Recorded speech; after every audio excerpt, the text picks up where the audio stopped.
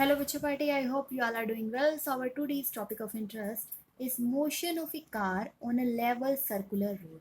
तो बेसिकली इस टॉपिक में हम क्या देखने वाले हैं, कार है जो कि मोशन में है मतलब अपनी पोजीशन को वो with respect to time change कर रही है और आपने उस कार को मूव किया है एक सर्कुलर रोड के ऊपर. क्लियर है? So let's see the diagram and see the equations right now. हाँ जी बच्चे party, I hope this diagram is pretty clear to all of you. यहाँ पे देखिए क्या है, कार ली है हमने. कार के क्या होते हैं बच्चे, दो टायर्स होते हैं. ठीक है, ये हम दिखाई दे रहे हैं. और किसी भी बॉडी पे अगर आप कोई भी बॉडी लेते हैं नॉर्मली, तो उस बॉडी पे ऊपर की तरफ क्या लगता है हमेशा, जैसे यहाँ पे आपको समझाने के लिए एक बॉडी लूँ, यहाँ पे एक बॉडी है तो इस बॉडी के ऊपर ऊपर की तरफ हमेशा क्या लगता है, नॉर्मल रिएक्शन. एंड नीचे की तरफ लगता है वेट एम जी. तो वेट कितना होता है, एम इंटू जी. यहाँ पे भी देखिए इस कार को नीचे की तरफ लग रहा है इसका weight which is mass of the car and acceleration due to gravity, या लगाइए ग्रेविटी जो भी इफेक्ट आ रहा है उसकी वजह से. इससे ऊपर की तरफ लग रहा है इसका नॉर्मल रिएक्शन. ऐसे ही हम बता रहे हैं कि दोनों टायर्स पे भी ऐसे ही है, ऊपर की तरफ क्या है, नॉर्मल रिएक्शन. अगर आप एक सिंपल से डायग्राम को रिप्रेजेंट करना चाहते हैं तो आप भले ही R1 R2 को रिप्रेजेंट मत करिए. R1 R2 बस आपको यही बता रहा है कि इनके दोनों पॉइंट पे ऊपर की तरफ क्या लग रहा है, नॉर्मल रिएक्शन लग रहा है. अब दो टायर्स की वजह से देखो क्या होता है बच्चा, कि किसी भी चीज को अगर कोई चीज मूव कर रही है लेवर सर्कुलर रोड पे तो वो गिरे ना, तो उसको बैलेंस कौन कर रहा है. ठीक है, क्या लग रहा है यहाँ पे, सेंट्रीपिटल फोर्स. क्योंकि सेंट्रीपिटल फोर्स एक ऐसा फोर्स है जिसकी वजह से कोई भी ऑब्जेक्ट सर्कुलर मोशन में मेंटेन रहता है. तो यहाँ पे अगर हम इस डायरेक्शन में देखेंगे तो क्या लग रहा है, इस पे सेंट्रीपिटल फोर्स लग रहा है.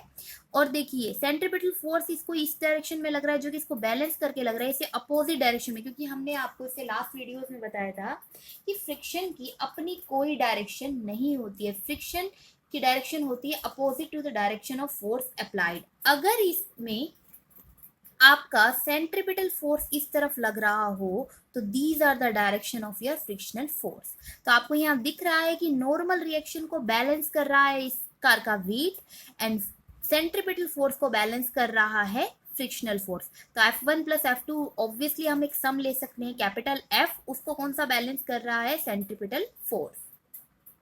हाँ जी बच्चों पार्टी, देखिए तो इस आर को नॉर्मल रिएक्शन को बैलेंस कर रहा है वेट एम जी. और नॉर्मल रिएक्शन भी हमने क्या कह दिया, या फ्रिक्शनल फोर्स है, इनको आप सम में ही ले लीजिए क्योंकि हम एक बॉडी के लिए लेके चल रहे हैं. ये तो जस्ट पॉइंट्स बताए गए हैं कि जैसे दो टायर्स होते हैं तो इसलिए हमने क्या दिया कि इसके चार टायर जो भी हम कंसिडर कर रहे हैं कि ऊपर की तरफ क्या लगता है हमेशा रिएक्शन, नीचे की तरफ क्या लगता है वेट. आप इसको जितना सिंप्लीफाई करना चाहते हैं कर सकते हैं. जैसे हमने कहा कि नेट नॉर्मल रिएक्शन क्या होगी इसकी बॉडी की, R1 प्लस में R2 that is capital R.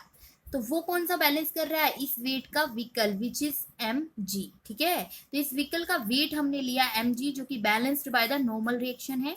और टोटल फ्रिक्शनल फोर्स क्या हो जाएगा आपका, F is equal to F1 plus में F2. और उसको बैलेंस कौन कर रहा है आपका, सेंट्रीपिटल फोर्स. सेंट्रीपिटल फोर्स किसको बैलेंस कर रहा है, इस फ्रिक्शनल फोर्स को, जिसकी इक्वेशन होती है mv² डिवाइडेड बाय r.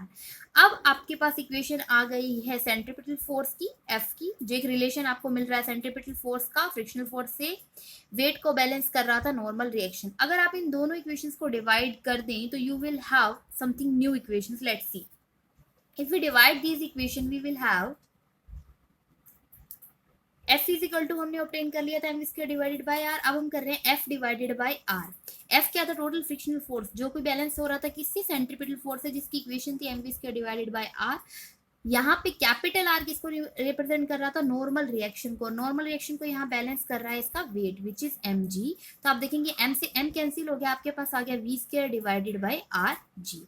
और हम जानते हैं, आपको सबसे पहले लॉज में बताया गया था that frictional force is directly proportional to the normal reaction. When you remove this proportionality sign you will have the coefficient of friction which is mu. तो अगर आप यहाँ से म्यू की वैल्यू चाहेंगे तो म्यू की वैल्यू हो जाएगी F बाय आर. तो इस F बाय आर की जगह आप क्या रिप्लेस कर सकते हैं बच्चा, म्यू रिप्लेस कर सकते हैं. अब ये कह रहे हैं कि कोफिशिएंट ऑफ फ्रिक्शन हमेशा ज्यादा होगा किससे, ग्रेटर देन या इक्वल टू होगा इस वैल्यू से. क्यों लिया जाता है ऐसे, इसलिए लिया जाता है क्योंकि देखिए वो जो कार मूव कर रही है लेवल सर्कुलर रोड पे वो स्लिप नहीं हो रही, वो मूव कर रही है.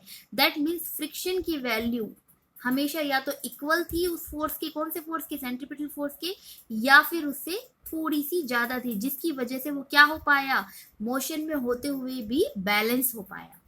नाउ यहां से हम v की वैल्यू निकाल सकते हैं, which comes out to be less than equal to under root mu R G. Mu is the coefficient of friction here, r is the radius of the road, and g is the acceleration due to gravity. So this is all about motion of a car on level circular road.